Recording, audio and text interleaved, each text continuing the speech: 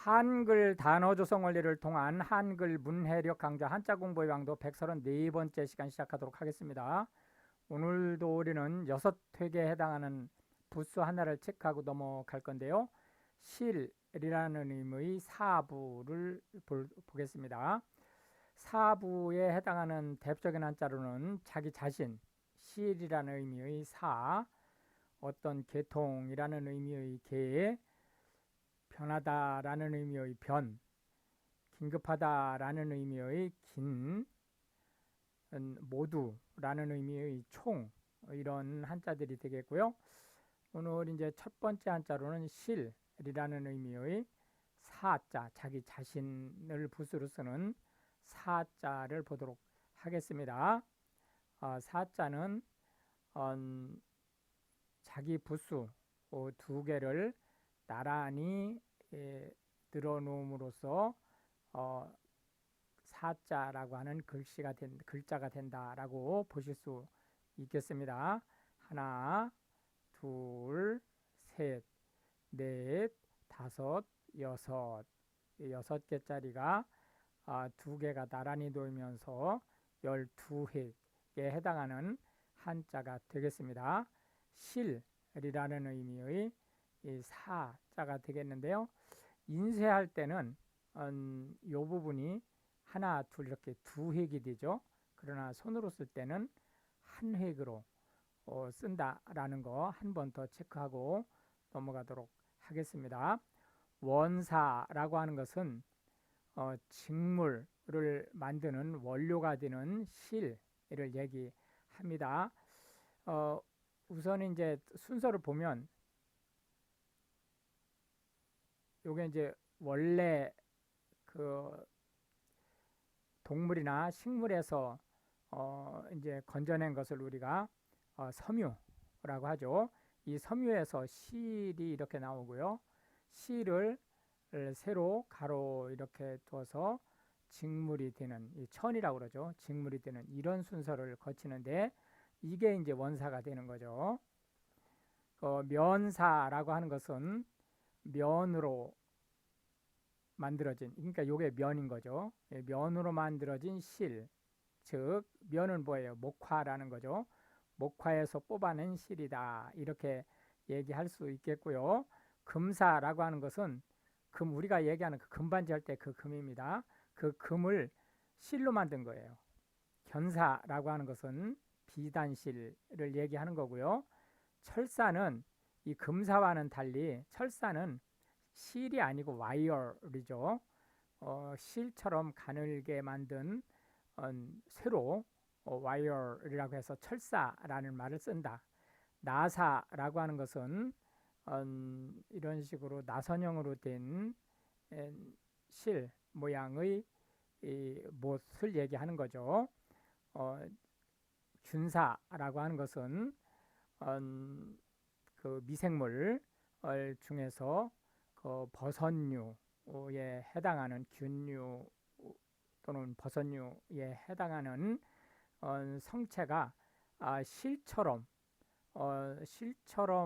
그 성체가 구성되어 있다라고 해서 균사라고 얘기를 하는 거고요. 사구체라고 하는 것은 콩팥에서 모세혈관이 실처럼 그 얼키설키 돼가지고 피에서 불순물을 제거하는, 여과시키는 그런 기능을 갖는다고 해서 요게 모래가 아니고 실이라는 의미입니다. 사구체. 이게 동그랗게 생겼다고 해서 구 모양으로 생겼다고 해서 사구체가 되는 거죠. 염색사라고 하는 것은 아직 불활성 상태의 염색체입니다. 실처럼 된 염색사에서 세포 분열이 시작돼서 이제 활성화되면 염색체가 되고, 염색체는 바로 핵 안에서 동물이나 식물의 유전인자를 이제 발현시키게 되는 거죠. 일사불란이라고 하는 것은 실 한 가닥처럼 어지럽혀지지 않았다라고 해서 아주 체계적이고 깔끔하게 정돈된 것을 얘기한다, 이렇게 보시면 되겠습니다. 귀라고 하는 것은 귀중하다, 아주 귀하다, 라는 의미의 한자가 되겠습니다. 가운데 중자에다 한일자를 쓰고 밑에 조개 패자를 쓰는 거죠. 이 조개라고 하는 것은 옛날부터 이게 진주도 조개에서 나오고 또 그 장롱이라든지 이런 거에 그 무늬를 놓는 것도 역시 조개에서 채취를 하기 때문에 조개 자체가 이게 귀중품이었었죠. 이제 아주 귀하다라는 의미의 귀자가 되겠습니다. 귀자는 실제 이제 그 보배롭다라는 의미도 있지만 숫자가 많지 않다라는 의미도 가지고 있죠. 구할 사람은 많은데 정작 그 거래되는 물품 수가 작거나 적으면 귀한 게 되는 거죠. 결국은 이제 그런 의미를 이제 연상하시면 되겠습니다. 귀하다라고 하는 것은 아주 값지다 그런 뜻을 가지고 있고요. 존귀하다라고 하는 것은 값진 것 중에서도 아주 존중할 만하게 값지다라는 뜻을 가지고 있습니다. 고귀하다라고 하는 것은 값진 것 중에서도 품위가 있고 우아하다라고 하는 얘기를 이제 쓸 수 있겠고요. 그래서 실제 귀하다 그러면 사람한테도 쓰지만 물건한테도 쓸 수가 있죠. 그러나 존귀하다 그러면 통상적으로 사람한테만 쓴다 이렇게 이제 보실 수 있겠고, 고귀하다 그러면 역시 사람한테만 쓰는데 이 뉘앙스의 차이가 약간 있죠. 존귀하다라고 하는 것은 예를 들어서 사회적이나 경제적 또는 정치적으로 어떤 지위가 있어서 그 과하게 보호를 받을 만한 그런 상태다라는 의미를 내재하고 있죠. 그러나 고귀하다라고 하는 것은 이런 존귀한 사람들 중에서 품위가 있고 외모로 풍기는 것이 우아한 그런 사람을 얘기하는 거죠. 진귀하다라고 하는 것은 아주 그 귀한 것이 보배롭게 귀하다라는 뜻인데, 이 진귀하다에는 이게 원래 이게 보배진자를 쓰는 거거든요. 보배롭다라는 의미를 가지고 있지만 그 중에서도 흔히 구경하기 어려운 상태에 아주 보배롭고 귀하다라는 의미를 가지고 있습니다. 그래서 이 진귀하다의 이 귀자는 귀하다는 의미도 가지고 있지만 흔하지 않다, 흔히 만나기 어려운 보배다 이런 의미를 함께 가지고 있다. 희귀하다는 그게 귀중하다라는 의미보다는 숫자가 적어서 만나기가 어렵다라는 의미를 가지고 있습니다. 그 귀중하다는 의미보다는 숫자가 적다라는 의미를 더 가지고 있다라고 보실 수 있겠고요.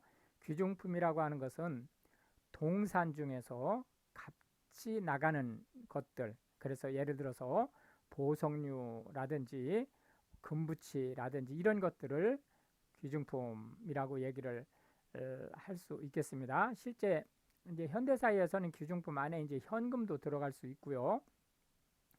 예를 들어서 뭐 신용카드라든지 뭐 그 한 대에 몇백만 원 하는 뭐 스마트폰이라든지 이런 것도 모두 귀중품 안에 들어갈 수 있다. 이제 이렇게 보시면 되겠습니다. 부귀영화라고 하는 것은 부는 부하고 귀는 귀하고 영화는 그 다른 사람들로부터 부러움을 받을 수 있는 일이라는 의미를 가지고 있죠. 그렇기 때문에 경제적으로 풍족하면서 많은 사람들한테 존경을 받을 만한 위치를 얘기합니다. 귀하라고 하는 것은 상대방을 높여 부르는, 상대방이 누구냐를 남녀노소를 불구하고 상대방을 높여 부르는 말로 귀하라는 말을 쓸 수 있습니다. 나보다 나이가 적어도 귀하라고 쓸 수 있어요. 어쨌든 이거는 그 귀하라고 하는 말은 상대방과 나와의 관계없이 내가 쓸 수 있습니다.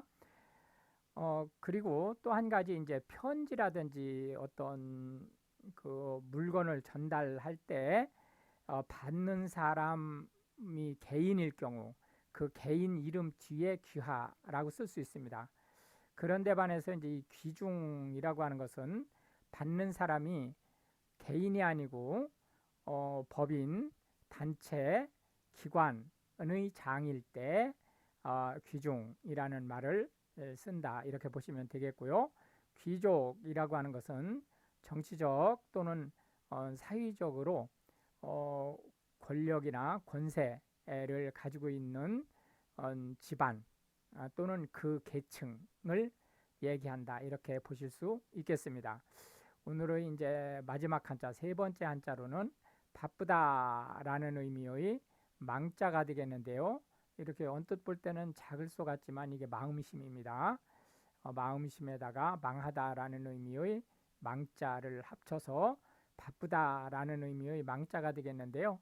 이 바쁘다라는 의미의 망자는 현대 한국어에서는 흔히 쓰지 않습니다. 많이 찾아보기 힘든 그 단어들이기 때문에 대표적인 거 한 몇 개만 소개해 드리는 거로 하겠습니다.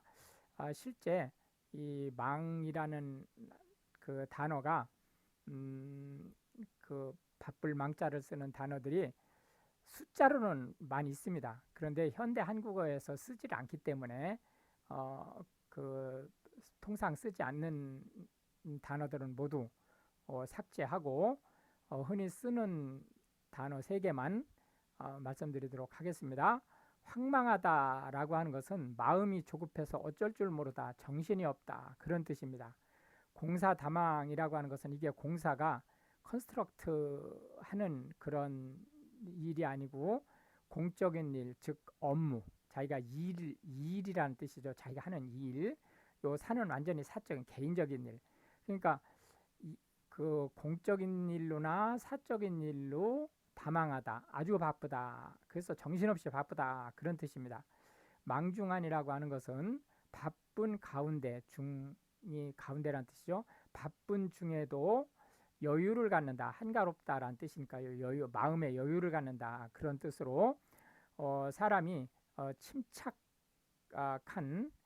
또는 어떤 마음의 여유를 갖는 또는 어떤 정신적 그 휴식을 갖는 이런 것들을 표현한다 이렇게 말씀드릴 수 있겠습니다. 이렇게 해서 이제 오늘도 우리는 하나의 부수와 세 개의 한자 그리고 각 한자에 대해서 망자를 제외하고는 현대 한국어에서 자주 쓰이고 있는 10개씩의 단어를 살펴보았는데요. 이것이 한글 문해력 향상에 도움이 되고 또 특히 외국인으로서 한국어를 배우시는 분들한테 한국어 단어가 어떻게 조성되는지 그리고 어떻게 활용되는지에 대해서 정확한 의사를 전달해 드렸으면 좋겠습니다. 시청해 주셔서 감사하고 우크라이나를 위해서 기도해 주시면 더욱 감사하겠습니다.